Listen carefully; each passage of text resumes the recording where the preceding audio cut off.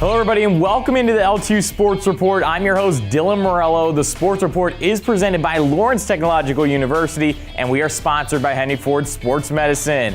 So coming up on today's show, we continue with our season recaps for your beloved LTU teams. Here today we rewind on the LTU men's soccer team. I'm Noah Poltork. I'm a freshman and I play soccer. I like to hang out with my friends, play Xbox, and just go for drives. My favorite TV show would be Stranger Things, just because I like the whole mystery aspect and kind of like the sci-fi genre in general. Favorite athlete is probably Harry Kane because he plays for my favorite soccer team, Tottenham Hotspur, and he's just a good leader, good example. My favorite superhero is Spider-Man because I just grew up watching those movies, so he became my favorite.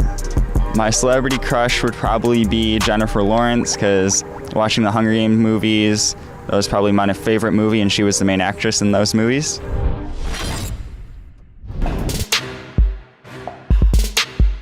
Let's move on to men's soccer as the Blue Devils made a short drive to Adrian, Michigan to take on the Saints of Siena Heights. In their first game since the break, LTU comes into tonight's matchup with a 4-3 record. Can they pull out the win versus a winless Saints team? Not too much to say about the first half, so we'll jump to the second half. The intensity would heighten from there. Who would score first? The pressure is on, and a penalty kick by the Saints cracks this game open. Saints now up 1 late in the second half. The momentum would swing into the Saints' favor, and they would score again to put this game away. Lawrence Tech would go on to drop this one 2-0, the final score.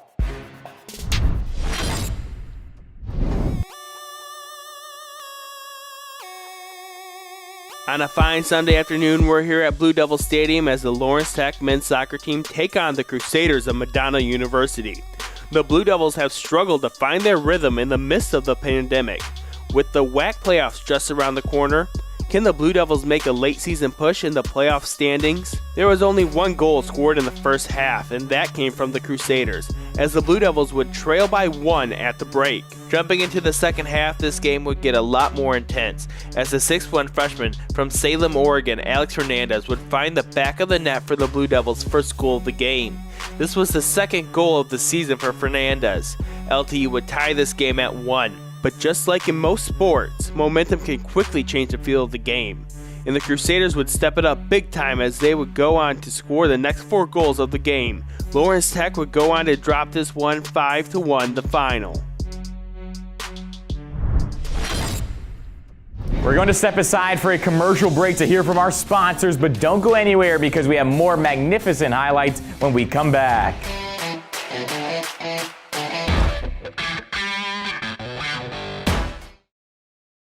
If you're a high school athlete with the dream of playing college sports, Lawrence Technological University wants you to recruit yourself. LTU offers over 24 varsity sports for men and women, along with several dozen world-class undergraduate programs. Athletic and academic scholarships are available in all sports, including its newest additions, competitive cheer and dance, e-sports, women's hockey, and men's and women's track and field. Visit LTUathletics.com and recruit yourself. Lawrence Tech, where Blue Devils dare.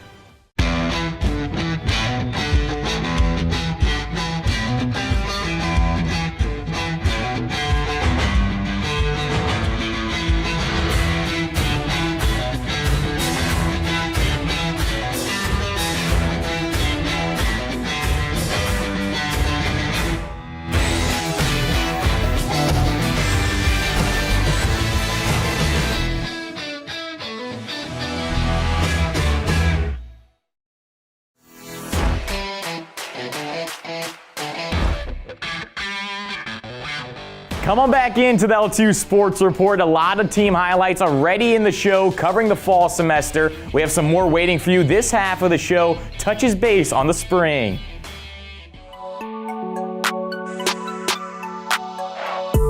We are here under the lights at Blue Devil Stadium where the men's soccer team takes on the Saints from Aquinas College. The Saints come into tonight's matchup with a 4-1 record. The Blue Devils, on the other hand, started the season out strong, but since coming back from the pandemic break, LTU has looked out of sorts, struggling to get shots off and only scoring 1 goal in their last 3 games. Can the Blue Devils break out of their slump and get the win?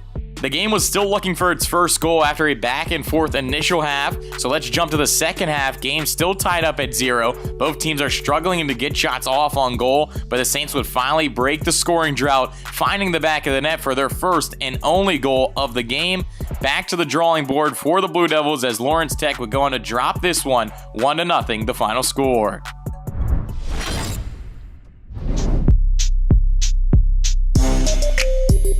Hi, my name's Samuel Morasco. I'm a sophomore and I play men's soccer. I think my favorite superhero is Iron Man. I grew up watching those movies when they came out, so I really enjoy those. My celebrity crush is Madison Beer.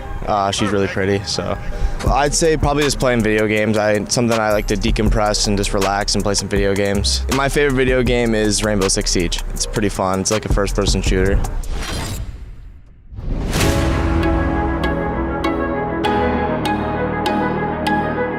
Season, 3 games, 3 points. Get out there and get it. Let's fucking go. The Lawrence Tech men's soccer team hit the road on Tuesday night to take on U of M Dearborn. This game was played at Riverview Gabriel Richard High School. The Blue Devils looking to end a 3-game losing streak, and they'd get on the board with just over 18 minutes to play in the first half. Alberto Morera gets a foot on it, and the junior scores his first goal of the season. He puts Lawrence Tech up 1-0. U of M Dearborn looking to even it up just 30 seconds later. Josiah Yoder with a great look, but the shot goes off the crossbar, keeping it a 1-0 game.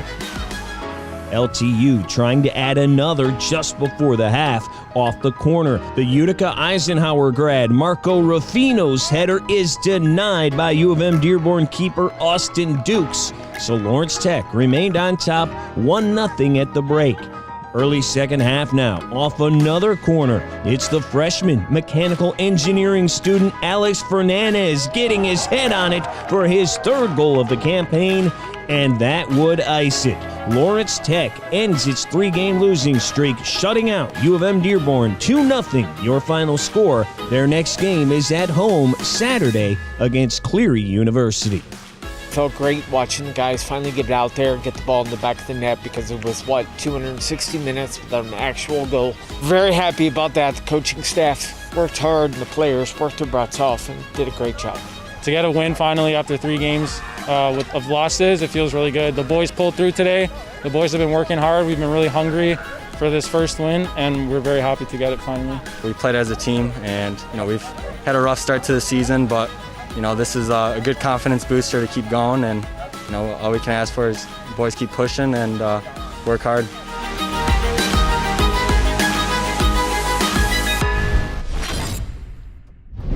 I honestly, truly, in my heart, knew that we were going to play. I knew that we had great administration that would find a way for us to play. I felt comfortable, but unfortunately, we had 10 recruits that were supposed to join us that didn't because of the global epidemic. So we had to start from scratch, basically. And it was amazing to see. We had players that truly had to step up on and off the field. But I'm very thankful and grateful for our administration for finding a way. And we found out we would end up playing a 14-game schedule. 7 games in the fall, 7 games in the spring. And we had hoped, the guys were here for about a month, 2 months training. They wanted to play. They wanted to play so bad. So we were trying everything in our books to keep them motivated on the field and off the field. And finally, that first game came. And the jitters came out and, the mistakes were happening, but the boys stepped up. We had to find a quick way to get that chemistry and find a way to play together and learn. Every day was different. Every day was a learning experience. But we found a way to win 5 games, which was great. We had a couple heartbreaking losses. The cornerstone loss in overtime still eats at me. But then the amazing win against Concordia. Keene had a bike for the game winner. Shot of the year as far as I'm concerned. Then the winter came and we lost a couple of players. So now we had to really step up. Our players, freshmen that saw maybe 10, 20 minutes of playing time, we're seeing more. It was tough. We started off, we lost to Siena Heights, very good Siena Heights team, 2-0. And then we lost again, and we lost again. And then Dearborn came in, and we didn't know what to expect against Dearborn. We didn't know the type of players they would have. Where would they be in game shape? Where would we at mentally? So we sat down and said, guys, take 2 days off. New season starts with Dearborn. We have 3 conference games left and then playoffs. The boys stepped up. It was amazing. Great win, 2-0. Then, unfortunately, COVID finally got to us. You know, we're sitting there all fall, all season. We're going around, you know, we're keeping the boys under control best we can, but it got to us. So we had to shut down. I truly felt we could have made a run in playoffs. Our guys had that motivation, they had that inner belief that they weren't done yet. They weren't gonna let COVID be the end of us. It's how you take it in stride.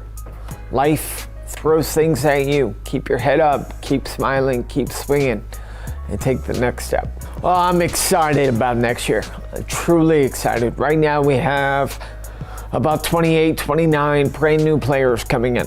It's not a rebuilding, it's reloading. We're prepared to fight and compete for a regular season championship. We have 4 goals in mind.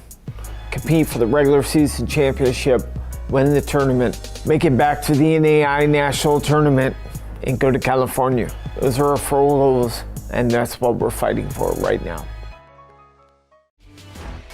That's a finale on this year's LTU men's soccer season rewind, a stellar season for the boys where they look to once again build off of their accomplishments. So unfortunately, our episode has come to a close. I'm your host, Dylan Morello, and make sure to follow LTU Athletics on social media for more videos, photos, and articles. You can also listen to our Blue Devils In-Depth podcast on Spotify, Apple, or anywhere you listen to podcasts. Hope you enjoy the show, and I will see you next Tuesday here on the LTU Sports Report.